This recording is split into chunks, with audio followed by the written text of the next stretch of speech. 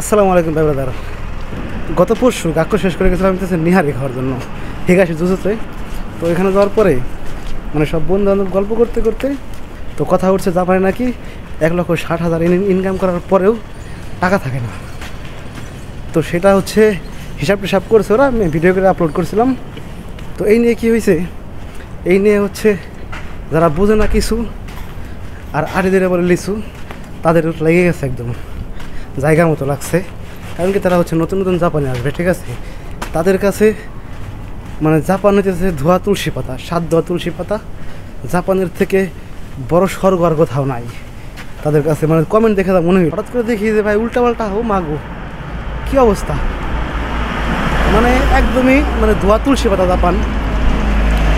তো ভাই মানে মাথায় তো কিছু নাই, ভাবে তা বোঝা গেল। এখানে দেখানো হয়েছে যে বলা হয়েছে অনলি একটা জব করে জাপানে টিকা একটু কষ্টসাধ্য হয়ে যায়। তো কাউকে জাপানে আসতে মানাও করা হয় নাই বা ডিমোটিভেশনও করা হয় না, কিছুই না। শুধু বাস্তবতা তুলে ধরা হয়েছে এখানে বসে বসে। আমার বন্ধু বান্ধবরা করছে, তো আমি আবার লাস্টের দিকে আবার ভাঙাই দিয়েছিলাম যে এরকম এরকম হয়।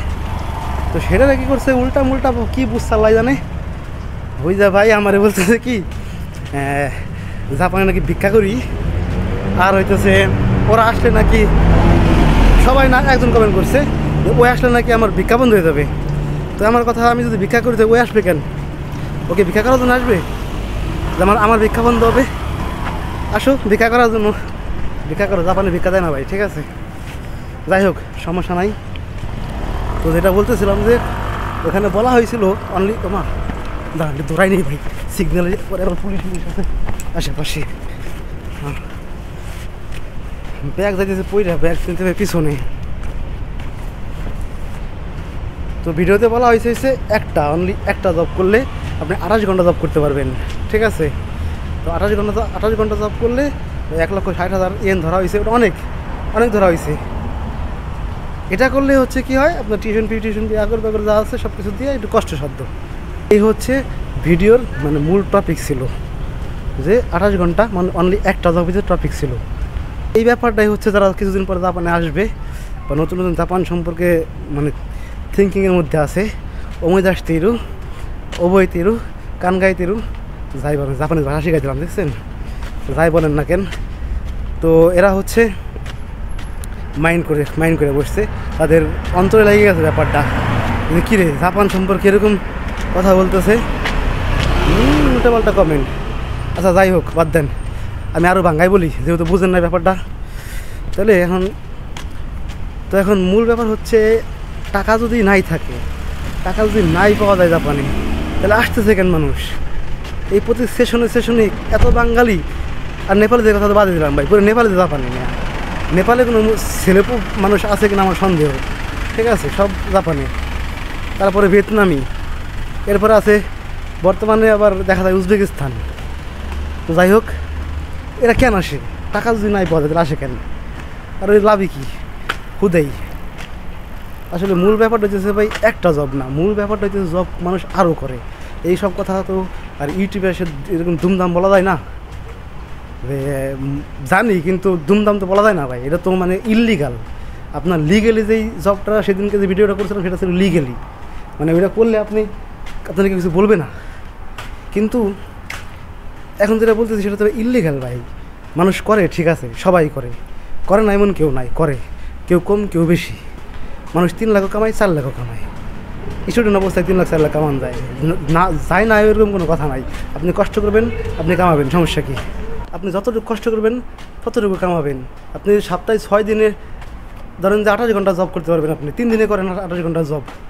শনি রবিবারে গাক্কোটা বন্ধ থাকে, শনি রবিবারে বেশি করে করেন, বা 6 দিন নাইট করেন। নাইট করলে এমনিতেই তো বেতন বেশি। তো সবাই এইভাবেই করে ভাই। আপনার আগে আকেল খাটায় বুঝতে হবে। হুট করে একটা কথা বলে দিলাম আর হয়ে গেল তা তো না। আমিও তো এখানে যে জাপানে আছি অনেক দিন যাবত, আমরা তো বুঝি, হাবভাব বুঝি। সুদাই তো একদম না এসে হুট করেই ইউটিউবের মধ্যে যে ভিডিও আপলোড করে দিই নেই যে যা বললাম যা হবে দেখা যাবে, এরকম তো না, ঠিক আছে? যেহেতু বলছি, বা শুধু আমি একা বলতেছি না, আরও আছে আমার সাথে, আমার বন্ধু বান্ধবরা ছিল, তো সবাই যেহেতু বলছি তো অবশ্যই কিছু না কিছু তো আছে এখানে, ঠিক আছে ভাই? হুদাই মনে করেন উল্টাপাল্টা কমেন্ট করে মন খারাপ করে দিন না। এমনি থাকি ব্যস্ত, তার উপর যদি মানে আপনাদের কমেন্ট দেখার সময় পাই না ভাই, সত্যি কথা। যারা ভালো ভালো কমেন্ট করে তাদেরগুলো দেখলে ভালো লাগে, আর যারা উল্টাপাল্টা না বুঝে উল্টাপাল্টা কমেন্ট করে তাদের দেখলে তো আর অসহ্য লাগে। যাই হোক, উল্টাপাল্টা কিছু মনে করেন না, ঠিক আছে?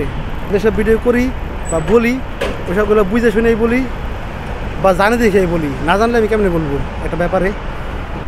তো ভাই সব কিছু তার ভাঙ্গায় বলা যায় না ওইভাবে, কারণ ইললিগাল ব্যাপার তার ভাঙ্গায় বলা যায় না, ঠিক আছে? আপনি কাজ করবেন, আসবেন, কাজ করবেন, আপনার বন্ধু বান্ধব করবে, আপনিও করবেন বা সবাই করে। জাপানে আমি তো বরাবরই বলি যে জাপানে আপনি আসবেনই তো ভাই ইনকাম করার জন্যে। নিজের বাবা মা ছাইরা, নিজের দেশ ছাইরা, নিজের সব কিছু ছাইরা কোন পাগলে আসে? এরকম কেউ আসে? বিদেশি মানুষ কিসের জন্য আসে? বিদেশি মানুষ তো মূলত শুধু টাকা কামানোই, তাই না? তো সেটা যদি না করতে পারেন তাহলে তো আর হবে না। আর একটা দেশে আপনি যাবেন, সেই দেশ সম্পর্কে জানবেন না, শুনবেন না, বা দেশের ভালো মন্দ বুঝবেন না। সব দেশে তো ভালো খারাপ আছে, তাই না? জাপান তো একদম সাদ্দা তুলছে তা না, জাপানেও খারাপ অনেক কিছু আছে, আবার জাপানে ভালো অনেক কিছু আছে, ঠিক আছে? জাপানে না আসার মতো রিজন অনেক আছে, আবার আসার মতো রিজন অনেক আছে। এখন টাকা পয়সার দিকে চিন্তা করলে ভাই স্ট্রাগল করতে হবে। আপনি যত স্ট্রাগল জাপানে করবেন আপনি তত টাকা ইনকাম করবেন, যত কাজ করবেন তত আপনি টাকা কামাবেন। ভিসা আপনার কী হবে না হবে সেটা তো আপনার ব্যাপার, মানে ইললিগাল যা আছে ওইগুলো ভাই কথা বলা যাবে না, ঠিক আছে? তো ব্যাপার ভাই ওইটাই, যত কাজ করবেন, মানে যত আপনি কাজ করতে পারবেন, যত ঘন্টা কাজ করবেন তত আপনি স্যালারি পাবেন। তো এখানে তো আর নতুন করে এক্সট্রা করে মানে বোঝাই দেওয়ার মতো কিছু নাই। বা যারা জাপানে আসতেছে এরা তো বাচ্চাও না, একদম শিশু বাচ্চা কদমও, যে আসলো কিছু বুঝলো না বা এরকম সেরকম ব্যাপারটা বা এরকম না। ব্যাপারটা একটু ডিপলি থিঙ্কিং করতে হবে, ঠিক আছে? কারণ আপনি এখন অনেক বড় হয়ে গেছেন ভাই। তো আপনি যদি জাপান আসার সিদ্ধান্ত নিয়ে থাকেন তাহলে এর মানে কি? আপনি বড় একটা সিদ্ধান্ত নিলেন জীবনে, আপনার জীবন লাইফে এদিক ওদিক করার জন্য, মানে চেঞ্জ করার জন্য একটা সিদ্ধান্ত নিলেন। তো সেখানে আপনি জানবেন না যে এখানে ভালো কি খারাপ কি, ভালো সাইড খারাপ সাইড বললেই দোষ নাকি? সত্যি কথা বললে মানুষের চুলকায়। আর অবশ্য কথাগুলা ভাই, কথাগুলো এখন বলছি, কথাগুলো কিন্তু একদম 100% সত্যি কথা। যদিও হয়তো আপনার খারাপ লাগছে, তবে কথাগুলো সত্য কথা। যেহেতু যারা কিছুদিন পরে জাপানে আসবে তারা এরকম টাইপের ভিডিও দেখলে পরে অবশ্যই মন খারাপ হয়ে যাওয়ার কথাই। তবে ভাই সত্য তো আপনার মানতে হবে, সত্য আপনার মেনে নিতে হবে। এটা আপনার পুরে জলে আর যাই করে চলে আসছি বাসায়, ঠিক আছে? সত্য মানা শিখেন, সত্যকে বোঝা শিখেন। আর ওই যে বললাম যত কাজ তত টাকা। 3 লাখ কেন, আপনি মাসে 6 লাখ কামান, সমস্যা কী? ওই যে দেমাই আছে না, দেমাই ছিলেন, ওভার কি বুঝবেন নাকি আপনারা?